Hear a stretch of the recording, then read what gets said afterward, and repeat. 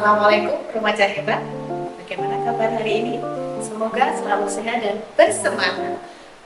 Hari ini kita akan membahas tentang topik yang saat ini sedang banyak diberitakan di media massa dan media sosial. Topik ini sangat membuat para orang tua, guru khawatir akan keselamatan anak-anak mereka dalam pergaulan. Nah, pasti remaja hebat sudah bisa menebak topik kita hari ini. Ya, betul.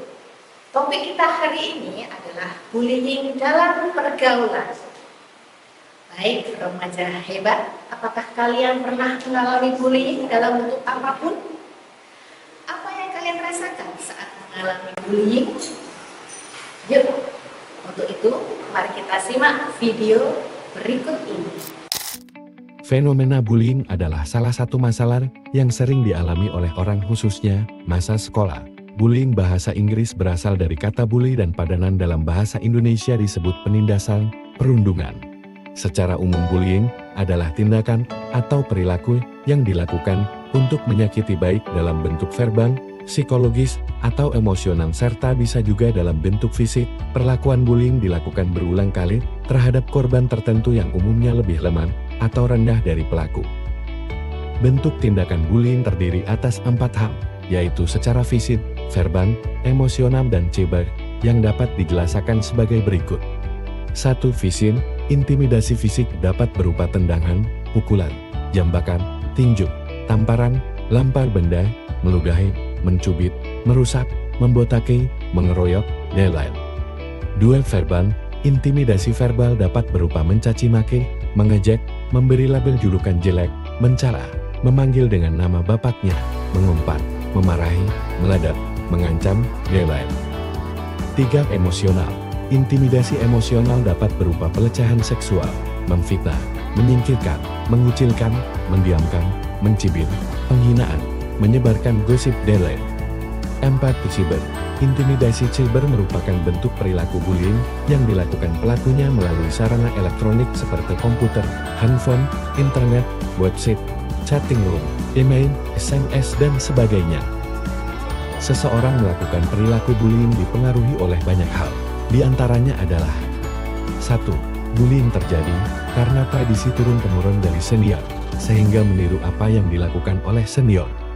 2. Keinginan untuk balas dendam, karena dulu pernah mendapatkan perlakuan yang sama. 3. Perasaan ingin menunjukkan kekuasaan dan kekuatan superior, sehingga ditakuti oleh sesama siswa. 4. Kecewa, karena orang lain tidak berperilaku sesuai dengan yang diharapkan, sehingga ia memaksakan kehendak pada orang lain. 5. Merasa memiliki kelompok yang kuatkan, sehingga merasa bebas melakukan penindasan pada teman lainnya. Pantas dan wajar, bullying memiliki dampak yang negatif bagi perkembangan karakter anak, baik bagi si korban maupun pelaku. Berikut ini contoh dampak bullying bagi sang korban. 1. Terganggu fisiknya seperti cedera, terluka, sakit, dan sebagainya. 2. Tertekan psikisnya seperti takut, cemas, rasa tidak nyaman, dan tekanan psikis lain. 3. Pergaulan sosial terganggu, seperti minder, menyendiri, grogi, pendiam, dan tertutup. 4.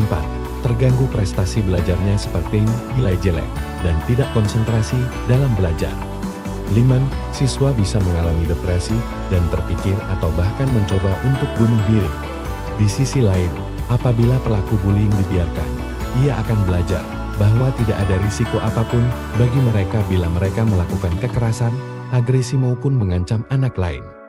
Ketika dewasa, pelaku tersebut memiliki potensi lebih besar untuk menjadi preman ataupun pelaku kriminal dan akan membawa masalah dalam pergaulan sosial.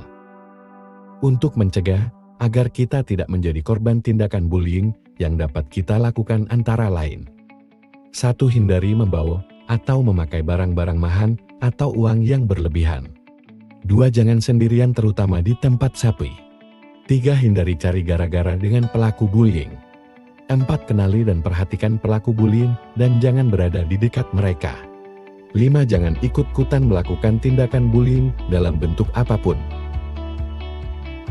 Sedangkan untuk melawan pelaku bullying, kita dapat mengambil sikap sebagai berikut.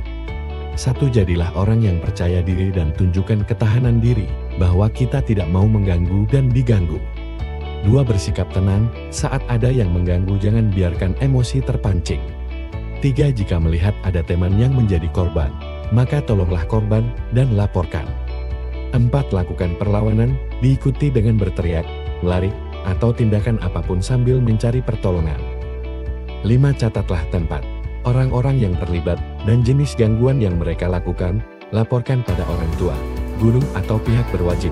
Dengan demikian semoga perilaku bullying dapat dikurangi dan dihilangkan dalam pergaulan siswa. Setelah menyimak video tadi, silakan mengerjakan lembar refleksi dan penguatan di buku panduan layanan BK. Selamat mengerjakan dan sampai jumpa di video berikutnya. Salam hebat, wassalamualaikum, sampai jumpa.